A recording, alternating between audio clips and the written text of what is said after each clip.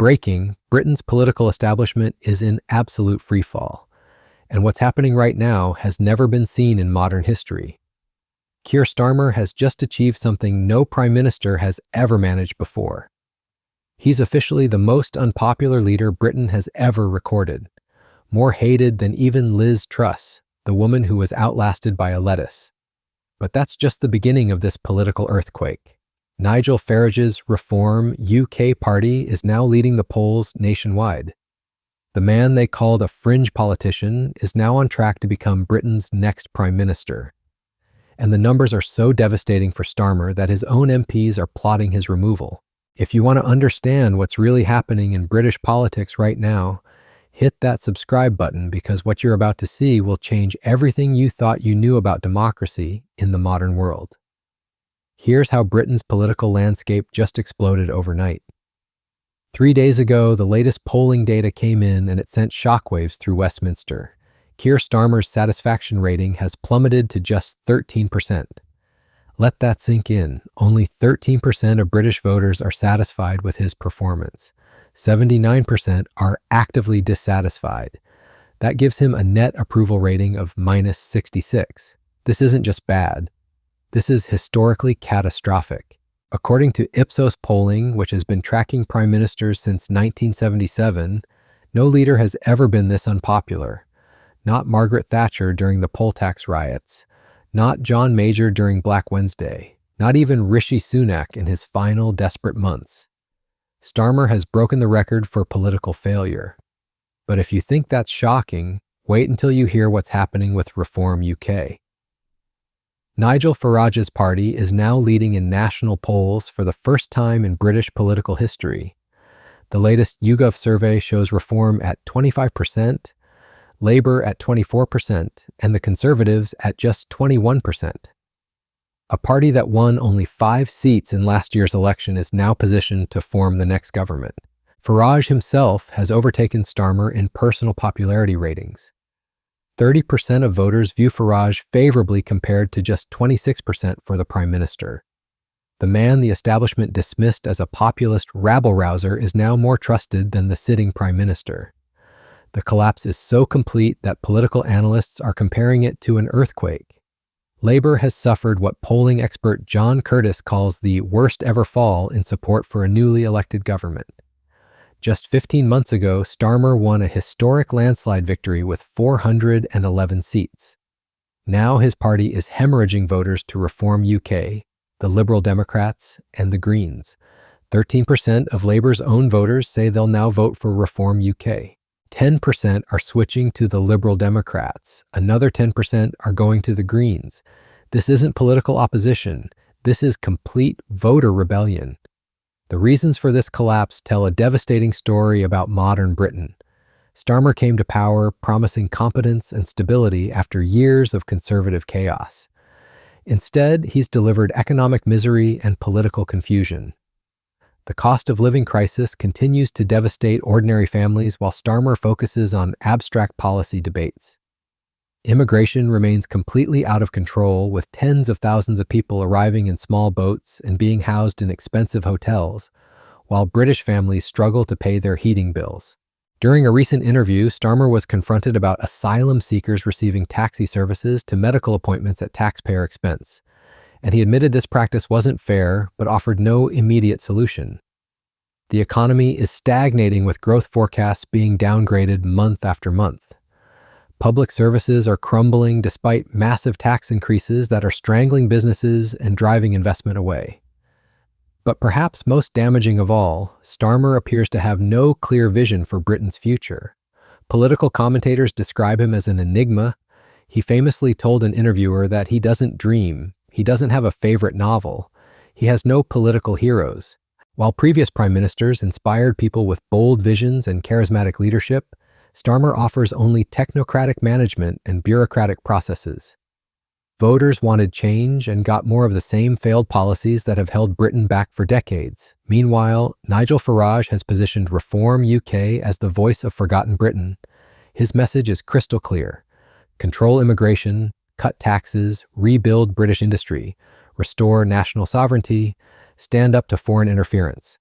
These aren't complex policy papers debated in Westminster committee rooms. These are simple promises that resonate with millions of ordinary voters who feel abandoned by the political establishment. Policy. Yes, I do. And I think this is fundamental to who we are as a country. We are a proud, tolerant country, reasonable-minded, live and let live, and we are a diverse country where people have come here for centuries to this country to make up who we are. It is one thing to say we're going to remove illegal migrants, people who have no right to be here. I'm up for that. It is a completely different thing to say we are going to reach in to people who are lawfully here and start removing them. They are our neighbours. They're people who work in our economy. They are part of who we are. It will rip this country apart. And if you're patriotic, you want to serve the whole of your country, everybody in your country, and have an ability to bring that country together and walk forward towards the challenges. You cannot do that if you are divisive, if you only truly want to serve a section of our country. And that's why the fight with reform is different. Most elections have always been Labour or Conservative. This is a different election that we're facing. We have not had a proposition like reform in this country ever before. We've seen it in France and Germany and plenty of other countries. This is a different fight. It is a fight about who we are as a country. It goes to the soul of our future. It will be heard and the effects will be there for generations. And that's why I'm saying to my party, you know, it's all very well navel gazing, but we've got a big argument to make here. We've got a big fight that we've got to be in, and we've got to win that fight. His message resonates with millions of ordinary voters who feel abandoned by the political establishment. Farage speaks their language and addresses their concerns, while Starmer delivers lectures about constitutional reform and regulatory frameworks. The momentum behind Reform UK is unprecedented for a relatively new political party. They're drawing support from across the political spectrum. 39% of Conservative voters from last year's election now say they'll vote Reform UK. But they're also attracting traditional Labour voters who feel betrayed by Starmer's shift toward metropolitan liberalism. Working-class communities that once formed Labour's heartland are switching to Reform UK in massive numbers. They see Farage as someone who understands their struggles and will fight for their interests rather than lecture them about progressive values. The international implications are equally dramatic. Britain's allies are watching in amazement as one of the world's oldest democracies experiences this level of political instability. European leaders who once dismissed Farage as a Brexit troublemaker are now preparing for the possibility that he could become prime minister. American politicians are reassessing their relationships with British counterparts as the political landscape shifts beneath their feet. Global investors are pulling money from British markets as uncertainty about the country's future direction grows. Inside Westminster, the atmosphere is one of complete panic. Labour MPs who won their seats just 15 months ago are terrified of losing them at the next election. I've been watching party conferences for half a century. Never before have I seen one name so dominate a conference, and the remarkable thing is it's somebody that isn't even a member of the Labour Party. Yes, it's me, Nigel Farage, and I thought the Mac cartoon on the front of today's Telegraph summed the whole thing up rather beautifully. The sketch was two delegates leaving the Labour Party conference, one saying to the other, next year we're going to the Reform conference because they don't talk about Nigel Farage all the time. It has been obsessive, whether it's the Home Secretary, whether it's the Health Secretary.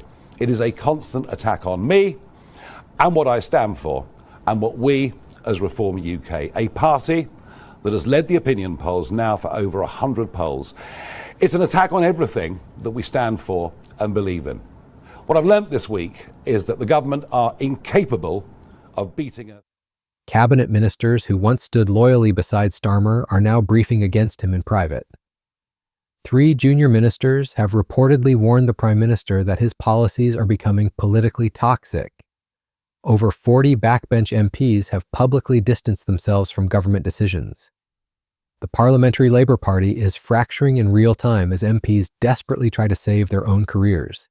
Even within his own party, prominent voices are breaking ranks. One Labour MP recently criticized Starmer's inflammatory language toward Reform UK, arguing that name-calling and extreme rhetoric would only solidify opposition support rather than win back voters.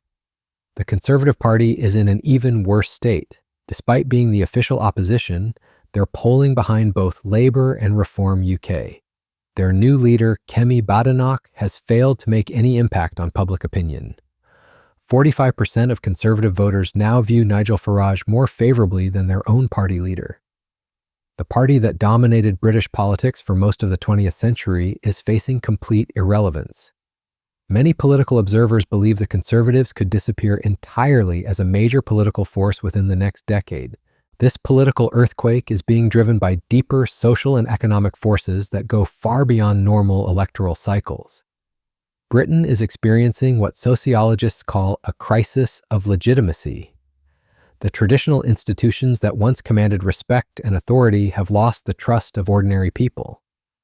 Parliament is seen as out of touch. The civil service is viewed as incompetent. The media is dismissed as biased. The business establishment is regarded as corrupt. Into this vacuum has stepped Nigel Farage with a simple message. The system is broken and needs to be completely rebuilt. The economic numbers tell their own story of institutional failure. Britain is forecast to have the highest inflation among G7 nations this year. Economic growth has been sluggish for over a decade. Productivity remains stubbornly low. Living standards for ordinary families have stagnated while house prices and energy costs have soared. Young people can't afford to buy homes. Pensioners are choosing between heating and eating. Small businesses are being crushed by tax increases and regulatory burdens. Meanwhile, the political class continues to debate abstract constitutional questions while ignoring these practical realities. Farage's appeal lies in his promise to focus on these bread-and-butter issues that affect real people's lives. He talks about bringing manufacturing jobs back to Britain. He promises to cut energy costs by abandoning expensive green policies. He vows to reduce immigration to sustainable levels so that public services aren't overwhelmed. He pledges to slash bureaucratic red tape that strangles small businesses. These aren't sophisticated policy proposals developed by think tanks. They're common-sense solutions that ordinary voters can understand and support. The social media response to these polling numbers has been explosive. The hashtag #StarmerOut has been trending for 6 consecutive days with over 2 million posts. Reform UK's social media accounts are gaining thousands of new followers daily. Videos of Farage speaking at rallies are going viral with millions of views. Meanwhile, Labour's online presence is being overwhelmed with negative comments and criticism. The digital battlefield reflects the broader political reality that momentum has completely shifted away from the governing party. Perhaps most remarkably, Reform UK is achieving this success despite having only 5 members of Parliament. This demonstrates the power of authentic political messaging over institutional advantages. Farage doesn't need hundreds of MPs or government resources to dominate the political conversation. His clear communication and consistent principles resonate with voters who are hungry for genuine leadership. He's proving that in the age of social media and direct communication, traditional political structures matter less than authentic connection with ordinary people. The implications for Britain's future are profound. If these polling trends continue, the next election could produce the most dramatic political realignment in British history. Reform UK could emerge as the largest party in Parliament. Labour could be reduced to 3rd place behind both Reform UK and a recovering Conservative Party. The entire post-war political consensus could be shattered as voters reject decades of managed decline and demand radical change. Internationally, a Reform UK government would transform Britain's relationships with Europe, America, and the rest of the world. Farage has promised to renegotiate trade deals to prioritize British interests. He's committed to taking a much tougher stance on immigration and border control.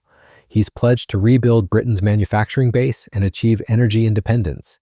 He's vowed to restore national sovereignty over key policy areas. These changes would position Britain as a very different kind of country on the global stage. The establishment's response to Reform UK's rise reveals their complete disconnect from public opinion. At the recent Labour Party conference, Starmer launched an unprecedented personal attack on Farage, accusing him of not believing in Britain and calling Reform UK's policies divisive and dangerous. The old certainties are crumbling as new political forces emerge to challenge decades of failed policies. We can all see these snake oil merchants on the right, on the left, but be in no doubt conference, none of them have any interest in national renewal, because decline is good for their business. I mean, think about it. When was the last time that you heard Nigel Farage say anything positive about Britain's future? He can't. He doesn't like Britain, doesn't believe in Britain, wants you to doubt it just as much as he does. Just a point on that, Isabel, before I ask you to respond on the specifics. He talked about snake oil merchants on the left and the right. Who might he be referring to on the left? Slight at so-called fruit and nut, Zara, Sultana and Well, Jeremy. that was my only thought, that it could be that. Yeah, but I sort of felt that he just chucked in that the left thing just so that people wouldn't be able to write that he was going on and on about 100%. far right. 100%. You know, I think that's really the only reason that he did it. But the broad brush of what he said was that Nigel Farage doesn't like Britain, doesn't even believe in Britain. I mean, this is, you know, I did recoil at that because there's one bit of it that is true. Nigel Farage does not like Britain as it is now, and neither do the millions of people that support him. They are unhappy with the Britain that we currently... Instead of addressing the legitimate concerns driving voters toward Farage, they resort to name-calling and moral panic. They dismiss Reform UK supporters as extremists and populists without engaging with their actual arguments. This strategy is clearly failing as more ordinary people conclude the establishment doesn't understand their problems. Was murdered. A Labour MP was murdered. A Labour MP was stabbed in the stomach. Yeah. Some distance before that, a Lib Dem assistant with the Liberal MP was murdered. That is new to our politics, and we don't want to make it worse. We want to reduce that and be... I try, again, occasionally fail, to be as respectful as I can to the opposition, because people are participating in a democracy and they deserve their arguments and them personally to be given respect. Yes, I think that's right. And, you know, it's not old-fashioned to think like that, I don't think. I mean, Nigel Farage was quite interesting in his remarks afterwards. He said, I thought Keir Starmer was a decent man. He said, I thought he was a guy that I could disagree with and who I could speak to in a civil manner about it. But it turns out that Keir Starmer is so desperate that he doesn't feel he can do that anymore, because it looks... What we're witnessing is nothing less than the collapse of the British political system as we've known it for generations. The old certainties are crumbling. The traditional parties are hemorrhaging support. New political forces are emerging to challenge decades of failed policies and broken promises. Keir Starmer's historic unpopularity isn't just a personal failure. It's a symbol of the broader institutional crisis gripping Britain. The numbers don't lie. 13% satisfaction for the Prime Minister, Reform UK leading in national polls, Labour voters switching sides in massive numbers, Conservative voters abandoning their traditional party. This isn't normal political turbulence. This is a complete system breakdown that will reshape British democracy for generations to come. The only question now is whether the establishment will adapt to these new realities or be swept away by the forces of change they've been ignoring for far too long. What do you think? Is Keir Starmer's political career finished? Can Nigel Farage really become Prime Minister? Are we witnessing the end of traditional British politics? Drop your thoughts in the comments below. We read every single one. And if this story opened your eyes to what's really happening in Britain right now, share it with everyone who needs to understand the scale of this political earthquake. The mainstream media won't tell you the full truth about how completely the system is collapsing. To discuss whether or not he did flirt with, quote, the Hitler Youth, as David Lammy has suggested. First of all, is there any truth in what David Lammy is saying? Well, obviously, the Hitler Youth was closed down in 1945 at the end of the war, and Farage wasn't born in 1964. So the specific allegation is absurd. But what I think Lammy was talking about was an allegation I uncovered for Channel 4 News, actually, about 10 years ago, and I made a film about it. And when Farage was at Dulwich College, the school in South London, when he was a teenager, obviously, a teacher wrote to the headmaster complaining that Farage had been made a prefect and that he was utterly unsuitable because, in the words of a colleague of the teacher complaining, Farage was a neo-fascist. And amongst the evidence that the teacher produced was an allegation that Farage had led boys through the quiet lanes of Sussex, I think the phrase was, late at night, singing Hitler Youth songs. Now, Farage at the time denied this, and when I made my film, I put Farage's denial in. And then later I wrote the book about Farage, and in doing that, I approached and spoke to must be 60 to 80 people from his Dulwich College days, teachers and other boys, and nobody could corroborate the Hitler Youth songs allegation. So it's probably, but who knows, not true. But I have to say that in talking to the other boys and the other teachers, there were some pretty awful allegations that Farage had been pretty anti-Semitic when he was at school in a very nasty way. And some of that is in the book. But we will. This is the story that will define the next decade of British politics.